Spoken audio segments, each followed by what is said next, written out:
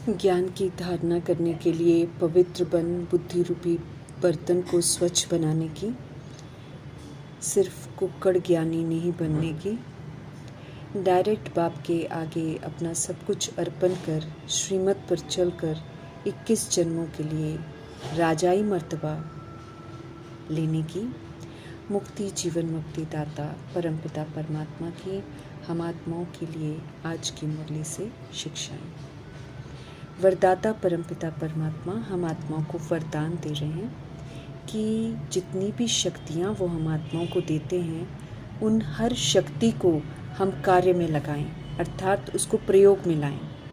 यूं ही रखेंगे सुन कर तो फिर बाबा कहते वो तो वृद्धि को पाएगी नहीं। अगर हम उसको यूज़ करेंगे तो वो शक्ति मेरे अंदर बढ़ती ही चली जाएगी।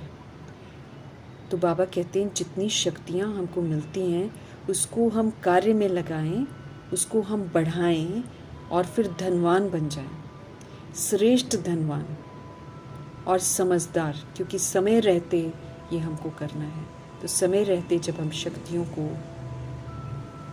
यूज़ करेंगे तो फिर हम धनवान बन जाएंगे, हम फिर समझदार का भी टाइटल प्राप्त करेंगे। मीठे परमात्मा सर्वशक्तिवान हैं। हम आत्माओं को किन किन शक्तियों की ज़रूरत है वो जानते हैं, इसलिए हम आत्माओं को समझ देते रहते हैं कि ये शक्तियाँ जो मैं तुम्हें देता हूँ इसको तुम धारण करो। समझ देते हैं कि विस्तार को सार करने की शक्ति, समेटने की शक्ति, समाने की शक्ति, सहन करने की शक्ति, सभी को स्वीकार करने की शक्ति, परखने की शक्ति, निर्णय करने की शक्ति, परखने की शक्ति, निर्णय करने की शक्ति, सामना करने की शक्ति, सहयोग करने की शक्ति, शुद्ध श्रेष्ठ संकल्प की शक्ति, साइलेंस की शक्ति, पवित्रता की शक्ति, एकाग्रता की शक्ति, वाचा शक्ति, संगठन की शक्ति, एकता की शक्ति, मनन शक्ति, परिवर्तन शक्ति, स्नेह की शक्ति, सत्यता की शक्ति, शुभ वृत्ति शुभ दृष्टि की शक्ति, योग की शक्ति, परमात्म शक्ति, आत्मिक शक्ति, अचल अडोल रहने की शक्ति, फुल स्टॉप लगाने की शक्ति, कंट्रोलिंग और रूलिंग पावर, एडजस्ट करने की शक्ति, शीतलता की शक्ति, धारणा करने की शक्ति, शुभ संकल्प की शक्ति, फुल स्टॉप लगाने की शक्ति, महसूसता की शक्ति, प्रभाव लगाव दबाव से मुक्त रहने की शक्ति, ड्रामा की शक्ति, खुशी की शक्ति, संतुष्टता की शक्ति, सिद्धि नहीं स्वीकार करने की शक्ति, वॉइसलेस की शक्ति, ग्रहण करने की शक्ति, निर्व्यर्थ निर्विकल्प की शक्ति।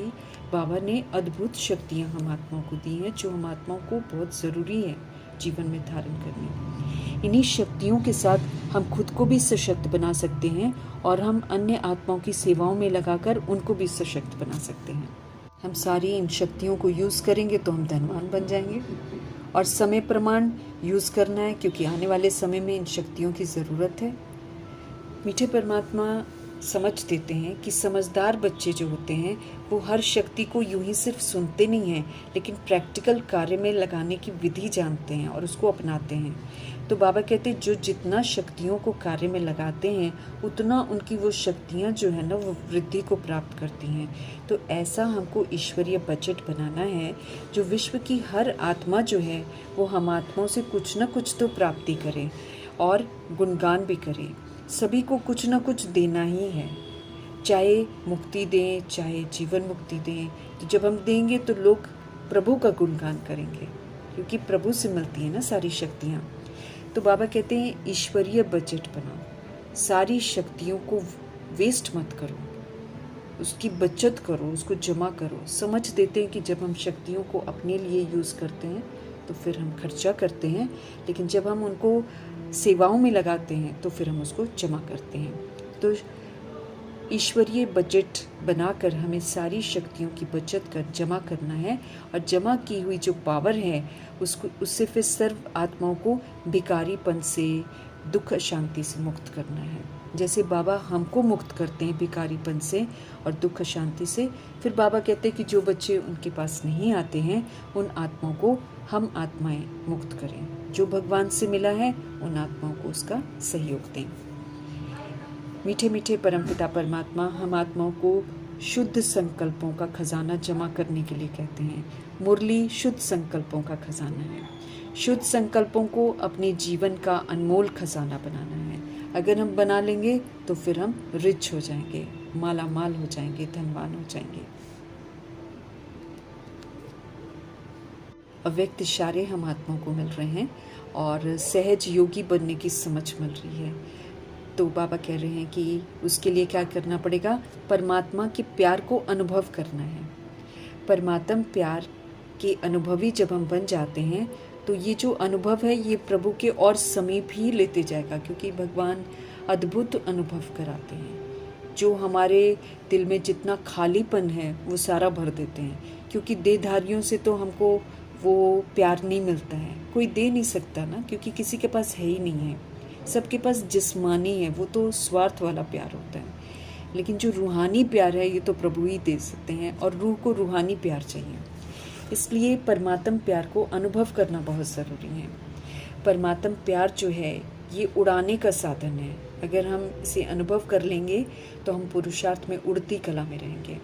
उड़ने वाले जो आत्माएं हैं वो कभी भी धरनी की आकर्षण में नहीं आएंगी। माया का भले कितना भी भभका क्यों ना हो, जो परमात्म प्यार को एक बार अनुभव कर लेते हैं वो कभी भी धरनी के आकर्षण में आते ही नहीं है। कोई चीज़ उनको आकर्षित नहीं करती है।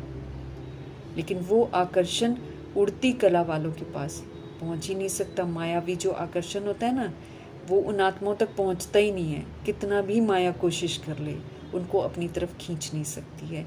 इस रस्साकशी के खेल में बाबा के बच्चे ही जीतते हैं, जो अनुभवी मूर्त बनते हैं।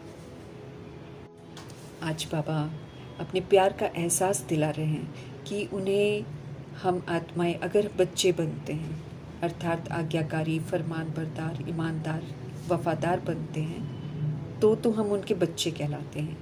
और जो ऐसे बच्चे हैं वो बाबा को बहुत प्यारे लगते हैं। बाबा ऐसे बच्चों को ही सुधारने के लिए श्रीमत देते हैं। श्रीमत हमें सुधारती है क्योंकि हम विस्मृत होकर बिगड़ जाते हैं।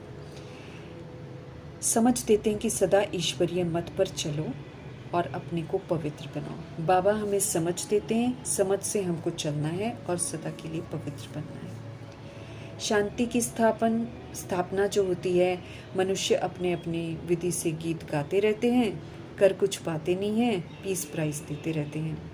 अब विश्व में शांति की स्थापना कब और किस विधि से होती है ये तो मीठे परमात्मा ही आकर समझ देते हैं। हम सब जानते हैं कि विश्व में शांति तो महाभारत लड़ाई के बाद ही होगी। आत्माओं को जब तक देह अभिमान टूटता नहीं है तब तक शांति का अनुभव वो कर नहीं सकते हैं। लेकिन बाबा उसके लिए हम आत्माओं को कहते हैं कि तुम लोग पहले से तैयार हो जाओ। हमें अपनी कर्मातीत अवस्था बनानी है, अर्थात हम आत्माओं ने जो विस्मृत होकर करोड़ों की आबादी के साथ अपना कार्मिक बॉन्डेज बना रखा है, उस कार्मिक बॉन्डेज से हमको बाहर आना है। हमको मेहनत करनी है। सृष्टि के आदि मध्य अंत का ज्ञान जो है बाबा जो हमको सुनाते हैं वो हमारी बुद्धि में फिरता रहना चाहिए। याद से हमको संपूर्ण पावन बनना है, तब जाकर इस सृष्टि का परिवर्तन होगा, क्योंकि हमारे परिवर्तन से ही सृष्टि का परिवर्तन होना है। इस बात की समझ मीठे परमात्मा हमको बार बार देते हैं। हमारे ऊपर जिम्मेवारी है, हम खुद का परिवर्तन करके सृष्टि को परिवर्तन कर सकते हैं। अंधेरे में आज इंसान है, ये भक्ति मार्ग का गीत है, लेकिन बाबा इसका अर्थ समझाते हैं कि किस चीज़ का अंधकार है। समझ का, ज्ञान का, तीसरे नेत्र का अंधकार है। ये प्राप्त नहीं है ना, तो इसके अभाव के कारण सब अंधेरे में है।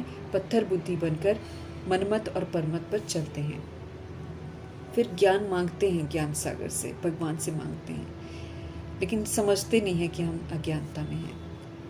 कलयुग में मीठे परमात्मा कहते सभी अज्ञान की आसुरी नींद में सोए पड़े हैं, कुंभकर्ण वो हैं। अब समझ हमको मिल रही है तो समझ के अनुसार हमें जागृत अवस्था में रहना है। अगर हम जागृत अवस्था में नहीं रहते तो हम भी कुंभकर्ण का टाइटल प्राप्त करेंगे। मीठे परमात्मा समझ देते हैं कि ज्ञान तो बहुत सरल है, समझ देते हैं कि भक्ति मार्ग का बहुत विस्तार है, बहुत वेद शास्त्र हैं, बहुत कर्म कांड है, बहुत हठ योग है। यहाँ बाबा हमको राजयोग सिखलाते हैं। हम आत्माओं को शरीर रूपी राजधानी का, कर्म इंद्रियों का, मन बुद्धि संस्कार का राजा बनाते हैं। आत्मिक स्मृति दिलाते हैं। भृकुटी की सीट पर अपनी सीट पर विराजमान रहने के लिए कहते हैं। उस सीट पर विराजमान होते हैं तो हमारा कनेक्शन परमात्मा से होता है। तो हम राजयोगी बनकर श्रीमत की लगाम से ये जो कर्म इंद्रियां हैं उसको कायदे से चलाकर सिविल बनाते हैं, क्रिमिनल पना इसका ख़त्म करते हैं। साथ में मन बुद्धि को भी कंट्रोलिंग पावर और रूलिंग पावर से चलाकर ईश्वरीय मत पर उसको चलाते हैं। मन को मनमना भाव करते हैं और बुद्धि को भी प्रभु और ज्ञान में एकाग्र करते हैं। मीठे परमात्मा उन आत्माओं को राजाई देते हैं जो यहाँ पर राजयोगी बनकर सबूत देते हैं। मनुष्य ये कार्य नहीं कर सकता है। सन्यासी कहते हैं कि सुख जो है काग विष्टा समान है, लेकिन परमपिता परमात्मा समझ देते हैं कि इन आत्माओं ने सतयुग त्रेता युग नहीं देखा है ना, इसलिए ये लोग ऐसा कहते हैं। बाकी स्त्री को नरक का द्वार कहना या स्त्री को सर्पणी कहना, ये परमपिता परमात्मा कहते हैं कि ये गलत है, क्योंकि आत्मा कोई भी हो, चाहे मेल बॉडी में हो चाहे फीमेल बॉडी में हो, वो सब इस समय विकारी बनते हैं। फिर बाबा उदाहरण देते हैं दुशासन का कि अगर ये जो है फीमेल बॉडी में सोल है, अगर वो सर्पणी है तो फिर द्रौपदी क्यों पुकारती है कि दुशासन से मुझे बचाओ। अब यहाँ तो दुशासन गलत काम कर रहा है, द्रौपदी पवित्र रहना चाहती है। तो विधि पूर्वक बाबा जैसे हमको समझाते हैं, ऐसे हमको युक्ति से आत्माओं को जागृत करना है। पतित पावन परमपिता परमात्मा ही हम आत्माओं को पावन बना सकते हैं। भक्ति मार्ग में सब फंसे हुए हैं, हमको भगवान ने निकाला है, अब हमें उनको भी निकालना है। ज्ञान स्नान से ही आत्मा पवित्र बनती है। गंगा स्नान करने से, गौमुख में जाकर जल लेने से, तालाब में नहाने से, झरनों में नहाने से कोई भी आत्मा पावन नहीं बन सकती है। कुएं के पानी से कोई पावन नहीं बन सकता है। समझ देते हैं कि कैसे आत्माएं जो हैं अंधविश्वास में खुद भी भटकती हैं, दूसरों को भी भटकवाती हैं, भावनाओं में बह जाती हैं। देह का अहंकार उनको सत्य समझने ही नहीं देता है। अब बाबा हम आत्माओं को कहते हैं कि जितना भी पढ़ा हुआ है सब व्यर्थ है, उसको भूल जाओ।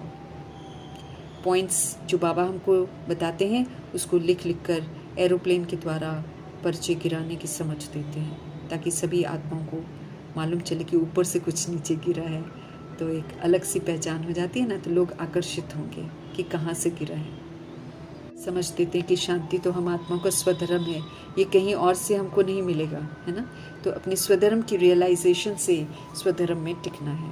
बाकी दुनिया में कोई भी शांति स्थापन कर नहीं सकता। परमपिता परमात्मा आकर स्थापन करते हैं, स्मृतियाँ दिलाते हैं, सत्य से परिचित कराते हैं।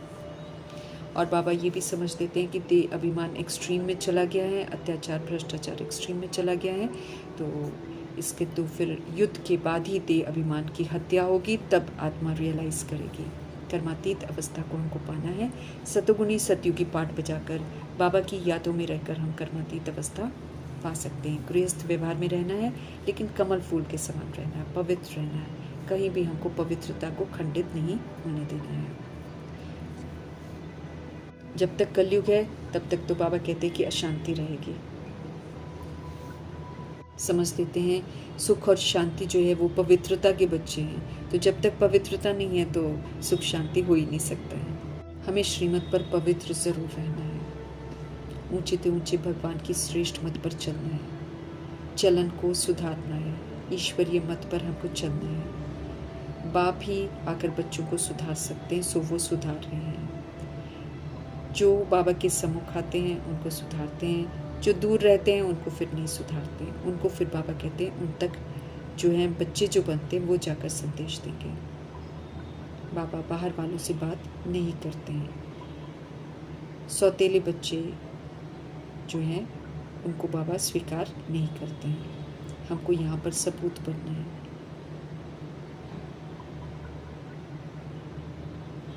हम सब सपूत बनेंगे, मतेले बनेंगे, सगे बनेंगे, राइट हैंड बनेंगे, तो बाबा के वर्षे का अधिकारी बनेंगे। जो बाबा के नहीं बनते हैं वो फिर ज्ञान को हजम नहीं कर पाते हैं, वो श्रीमत पर नहीं चल पाते हैं, वो भगत के भगत ही रह जाते हैं। अभी यहाँ पर पवित्रता का बीज बोएंगे, पवित्र रहेंगे संगम युग में, तो फिर 2500 वर्ष की राजधानी में पवित्र ही रहेंगे। वहाँ रावण प्रवेश ही नहीं कर सकता है। बाबा यकीन दिलाते हैं कि सब तरह के बंधन जो बने हुए हैं वो सारे खलास होने ही हैं। तभी 21 जन्म जो है फिर आत्माएं पवित्र रहेंगी। एक जन्म संगम युग में पवित्र रहते हैं तो बाबा की स्टैंप लग जाती है, फिर 2500 वर्ष की राजधानी में अपवित्रता का नाम निशान नहीं होगा। ये मृत्यु लोक में हम आत्माओं का अंतिम जन्म है। ये विशियस वर्ल्ड है, इससे हमको प्रीत नहीं लगानी है। बेसमझी से बाहर निकाल रहे हैं तो अब हमको समझदार बनना है। स्वर्ग की स्थापना अभी मीठे परमात्मा कराते हैं। स्वर्ग कोई ऊपर नहीं है जो कि कोई मरता है तो ऊपर चला जाता, नहीं, यहीं पर जो है जन्म मरण के गोते खाते हैं। युक्ति से सबको समझाना है कि ये यहाँ पर रहना मतलब नरकवासी और स्वर्गवासी तो सतयुग में जाने को कहते हैं। युक्ति से बताना है, अखबार में निकालने की समझ दे रहे हैं। आदि सनातन देवी देवता धर्म का जिक्र करना है। बाबा स्पष्ट करते हैं कि जहाँ कृष्ण है वहाँ कंस नहीं है, जहाँ राम है वहाँ रावण नहीं है। इस बात को भी यथार्थ समझना है। लोग इसको कंफ्यूज होकर एक जैसा समझते हैं। जब हम असुर हैं तो फिर देवता कोई नहीं है, और जब देवता है तो असुर कोई नहीं होता है। ये दंत कथाएं जो लिखती हैं और दिखाते हैं उसमें हमको नहीं फंसना है। तो सुंदर सुंदर स्लोगन्स बनाने चाहिए। इस लड़ाई के बाद विश्व में शांति होनी है। कल्प कल्प विश्व में शांति होती है, फिर कलयुग अंत में अशांति होती है। बाबा हमको युक्ति बता रहे हैं कि ये लिखकर आत्माओं को आकर्षित करो सत्य की तरफ। हम आत्माओं को हीरे जैसा बनाने के लिए बाबा आए हैं। हमको बेदाग हीरा बना रहे हैं फिर से, उसमें जरा भी देह का दाग ना हो। देह से दाग पड़ते हैं हम पर। समझ देते हैं कि अब सिर्फ मुझे याद करो, पवित्र बनो, तो फिर 21 जन्मों का वर्षा मिलेगा। पवित्र बनने बगैर हम ज्ञान को धारण नहीं कर सकते हैं, इसलिए पवित्रता पर विशेष ध्यान देना है।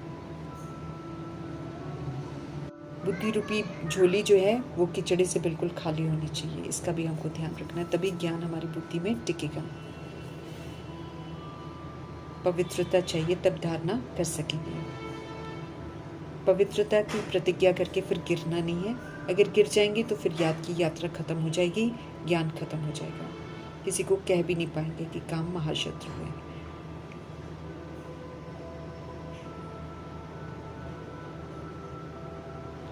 हमको सिर्फ सुनने सुनाने वाला ज्ञानी नहीं बनना है, बल्कि हमको जो बाबा कहते हैं उसको अमल में भी लाना है। हम में कोई भी विकार नहीं होना चाहिए। रोज़ हमको अपना पोता में ज़रूर रखना है, अपने को चेक करना है। सर्वशक्तिवान बाप हैं तो फिर माया भी कोई कम नहीं है, इसलिए माया से बहुत अलर्ट रहना है। आधा कल्प रावण का राज्य चलता है ना, तो उन पर अब हमको जीत प्राप्त करनी है। बाबा ही विधि बताते हैं कि विकारों को यूज़ नहीं करो तो रावण पर जीत पा लेंगे। पांडव प्रीत बुद्धि होते हैं, इसलिए वो किसी भी तरीके की हिंसा नहीं करते हैं। दंत कथाओं में दिखा दिया है कि पांडव और कौरवों का युद्ध होता है, ऐसा होता नहीं है। पांडव कभी किसी से लड़ते नहीं हैं। बाबा हर बात क्लियर स्पष्ट करते हैं, हमको भी क्लियर करके स्पष्ट करना है। सन्यासी जो कहते हैं कि दोनों इकट्ठे रहकर पवित्र नहीं रह सकते हैं, हमको प्रूफ करना है कि हम इकट्ठे रहकर पवित्र रह सकते हैं। बाबा वो ताकत देते हैं। ज्ञान रूपी तलवार जो है ये पवित्र बनने में मदद करती है। पवित्र रहने से प्राप्ति यही होती है कि विश्व की बादशाही मिलती है। बाबा कहते हैं कि हम सब उनके कुल की लाज रखें और ब्रह्मा जी की दाढ़ी की लाज रखें, अर्थात श्रीमत पर चलें। ये अंतिम जन्म है हमारा, इसमें हमको पवित्र रहना है। पवित्र रहेंगे तो स्वर्ग के मालिक बनेंगे। हमें अपने लिए मेहनत ज़रूर करनी है, कोई दूसरा हमारे लिए कुछ नहीं कर सकता है। राजधानी स्थापन हो रही है, अपने लिए उसमें सीट खुद ही बुक करनी है। जितना हम स्वर्ग बनाएंगे उतना ही स्वर्ग का वर्षा मिलेगा। विकार हमें झंझटों में डालते हैं, बाबा आकर हमें सारे झंझटों से बाहर निकालते हैं। सुख ही सुख है सुखधाम में। ऐसे सुखधाम में जाने के लिए हमको फिर श्रीमत पर चलकर हर तरह का सबूत देना है, हर तरह की परीक्षा पार करनी है। हमको विकर्मा जीत बनना है, कोई भी पाप कर्म अब हमको नहीं करना है। मीठे परमात्मा की संदेश का हमको सच्चा मैसेंजर बनना है। सबको मैसेज देना है कि मन को अब प्रभु में लगाओ।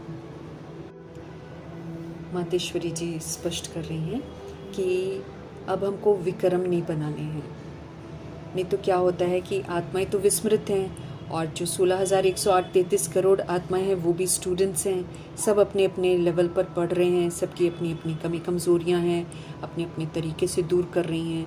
तो जब कभी हम संपर्क में आते हैं, चाहे हम लौकिक के संपर्क में आते हैं, चाहे हम अलौकिक के संपर्क में आते हैं, तो आत्माएं तो अपनी अपनी विधि से व्यवहार करेंगी, लेकिन उनके व्यवहार का कहीं हम पर प्रभाव न पड़ जाए, इसका हमको ध्यान रखना है। उस तरफ मातेश्वरी ध्यान खिंचवा रही हैं कि विक्रम करने का, विक्रम बनाने का कंपटीशन मत करो कि अगर किसी ने क्रोध किया तो हम भी उसके साथ क्रोध कर लें, अगर किसी ने हमको गाली दी तो हम बुरा मान जाएं, रूठ जाएं, तो ये तो फिर हम विक्रम करने का कंपटीशन करे जा रहे हैं। तो उस प्रति मातेश्वरी स्पष्टीकरण कर रही हैं कि हमको अपने पास ये एम ज़रूर रखनी है कि हमको किस भी रीति से अपने विकारों को वश करना है, उसको यूज़ नहीं करना है, तब जाकर हम ईश्वरीय सुख और शांति में रह सकते हैं। नहीं तो हम बाबा का बनकर भी सुखी और शांत नहीं रह सकते हैं, जब तक कि हम विकारों को वश न कर लें, अर्थात उनको यूज़ न करें।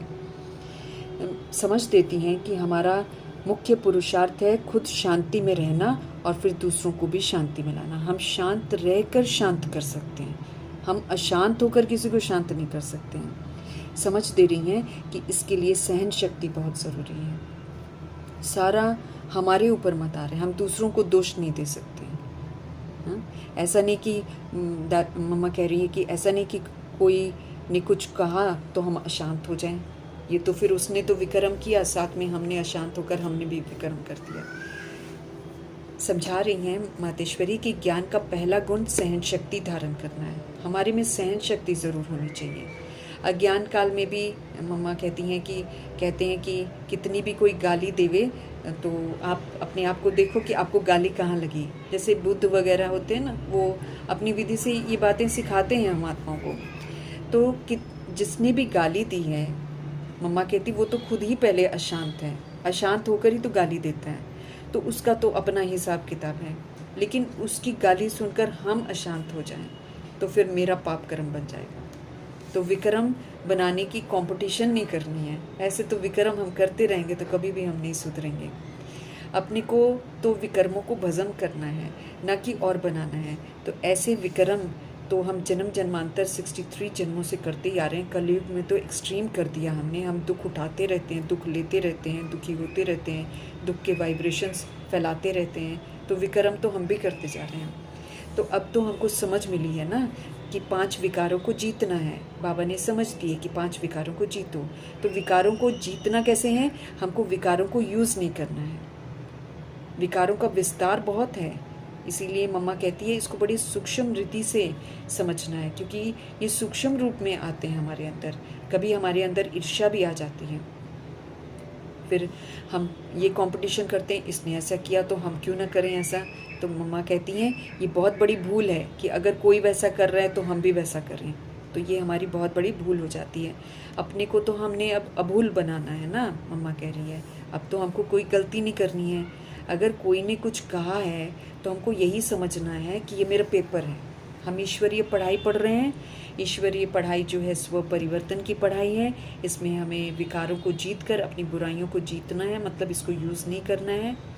तो फिर पेपर तो आएंगे ही ना, तो तरह तरह के लोग आएंगे जो बुराई को यूज़ करेंगे, हमको उकसाएंगे भी, और माया भी तरह तरह के चारे हमारे सामने डालेगी ताकि हम कमी कमज़ोरियों को यूज़ करें, ते अभिमान को यूज़ करें। लेकिन हमको इसी को तो यूज़ नहीं करना है। तो मीठी परमपिता परमात्मा की जो शिक्षाएं हैं उनका स्पष्टीकरण करते हुए मातेश्वरी हमको समझ दे रही हैं कि कोई भी तुमको गलत कुछ करता है या कहता है तो वो तुम्हारी परीक्षा है। तो हमारी परीक्षा समझकर हमको सहन कर लेना है। स्थिर रहना, अचल रहना, अडोल रहना, शांत रहना, सहन करना, इसी विधि से तो हम पेपर पास कर सकते हैं। अगर कोई हमको कहेगा कि मैंने तो बहुत सहन किया, एक बारी भी अगर हमको ना 10 बार हमने सहन किया और एक बार हमको जोश आ गया फिर से, और तो मम्मा कहती तो 10 बार अगर तुमने जीता और एक बार तुमने हार गई तो वो 10 बार थोड़ी देखा जाएगा कि 10 बार तुमने जीता था। तो 11वें बार तुम हार गए ना तो फेल हो गए, क्योंकि हर बार पेपर तो थोड़ा डिफरेंट आएगा। कभी कठिन भी आएगा और भी अनएक्सपेक्टेड पेपर आएगा। तो अगर हम उसमें गुस्सा कर गए या चलो गुस्सा नहीं किया, हम जोश में आ गए, आवेश में आ गए, तो भी हम फेल हैं, क्योंकि हमने क्रोध के बच्चे को यूज़ कर लिया। ईश्वरी कह रही हैं अगर हम 10 बार जीत गए और एक बार उसी चीज़ में हम हार गए, सहन शक्ति हमने धारण नहीं करी, तो हम तो हो गए फेल। इसीलिए समझ दे रही हैं कि कभी भी कोई भी कमज़ोरी के हमको वशीभूत नहीं बनना है, हमको अच्छा पुरुषार्थ करना है, जन्म जन्मांतर के लिए हमको अच्छी प्रारब्ध अपनी बनानी है। बाकी जो विकारों के वश हो जाते हैं वो तो बाबा मातेश्वरी कह रही वो तो ऑलरेडी उसके अंदर भूत है। सोल अगर गाली देती है तो उसके अंदर तो भूत प्रवेश है ना। तो अगर वो भूत प्रवेश है, वो तो भूतों की भाषा ही बोलेंगे। भूत क्या करते, गाली देते हैं, अनाप शनाप बोलते हैं, दुख देते हैं, क्रोध करते हैं, है ना, इस तरह के अहंकार करते हैं। ये भूतों की भाषा है। काम क्रोध लोभ मोह अहंकार भूतों की भाषा है। तो मम्मा कह रही है जिसके अंदर भूत प्रवेश हो जाएगा वो तो भूत की भाषा ही बोलेगा ना। लेकिन हमको तो बोलना नहीं है, हमको तो बाबा ने मना किया है कि ये सारे भूत हैं, अगर तुम भूत के वश हो गए तो तुम भी भूत बन जाओगे, फिर हम भी वही भाषा यूज़ करेंगे। लेकिन होगा क्या, हम फेल हो रहे हैं। इसलिए मातेश्वरी समझा रही हैं कि हम तो दैवी सोल्स हैं, हमको तो बाबा ने अडॉप्ट किया है। हमको याद रखना है कि हम दैवी सोल्स हैं, तो हमारी भाषा दैवी होनी चाहिए। हमारी भाषा भूतों वाली नहीं होनी चाहिए। हमें क्रोध नहीं होना चाहिए, हमें आवेश नहीं होना चाहिए, हमें अहंकार नहीं होना चाहिए। किसी ने गाली दी तो हमको रूठना नहीं चाहिए, हमको सहन कर लेना है। और उसको स्मृति, जब हम सहन कर लेंगे ना, उसको अपने ही उसका मन खाएगा कि मैंने गाली क्यों दी। लेकिन जब हम बोल देते ना, उसको एहसास ही नहीं होता कि मैंने गाली दी है। इसलिए जो दैवी सोल्स हैं उनकी भाषा फिर दैवी ही निकलेगी। तो अपने को दैवी बनाना है ना, आसुरी थोड़ी बनाना है, मम्मा कहती हैं। तो हमको रिएक्ट नहीं करना है। लोग तो विस्मृति वाला पार्ट बजाएंगे, लेकिन उनकी विस्मृति जो है वो मेरे लिए एग्जामिनेशन पेपर है। सारी दुनिया मेरे लिए एग्जामिनेशन हॉल है और हर आत्मा मेरे लिए एक पेपर है। तो वो तो मेरा पेपर लेगी, वो गलत सलत भी बोलेगी, वो धिक्कारेगी भी, वो बेइज्जती भी करेगी, वो मुझको दुख भी देगी। हमको दुख लेना नहीं है, हमको रिएक्ट करना नहीं है, हमको रिजेक्ट करना नहीं है, हमको एब्जॉर्ब करना नहीं है, हमको रिफ्लेक्ट करना नहीं है। हमको बिंदी लगानी है शुभ भावना शुभकामना की, तब हम पास होंगे। इसीलिए ड्रामा के राज को समझना बहुत ज़रूरी है। ड्रामा के राज को समझेंगे तो हम किसी से भी नाराज़ नहीं होंगे। तो मातेश्वरी यही समझ दे रही है, कभी भी कोई बुरा करता है वो तो ऑलरेडी भूत के प्रवेश है, लेकिन आप भूत के वश हैं। आप समझो कि आपका ये पेपर है और आपको शांत, स्थिर, अचल, अडोल, सहनशील होकर पेपर पास करना, शुभ भावना शुभकामना के साथ पेपर पास करना। इस विधि से समझ देकर मातेश्वरी हमको कह रही हैं कि अब विक्रम करने की कंपटीशन मत करो। ये मत बोलो उसने मेरे को ऐसा बोला इसलिए मैंने बोला, उसने मेरे साथ ऐसा किया इसलिए मेरे को ऐसा लगा। ये हम नहीं कह सकते हैं। ये तो फिर हम कंपटीशन कर रहे हैं। वो विक्रम कर रहा है, उसको देखकर हम भी विक्रम करे जा रहे हैं। तो ऐसा हमको नहीं करना है। हमको शांत रहना है, स्थिर रहना है। ऑलरेडी बीमार आत्मा है जो बैड करती है और उसके अंदर भूत घुसा हुआ है, इसलिए वो बैड करती है। हमको बैड नहीं करना है। सुंदर सी परमात्म विधि को अपनाने की समझ दे रही है कि हमको अभूल बनना है और भूलें नहीं करनी है। पहले ही हमने बहुत कर रखी है, तो अभूल बनकर सबूत देना है। मीठे मीठे परमपिता परमात्मा जी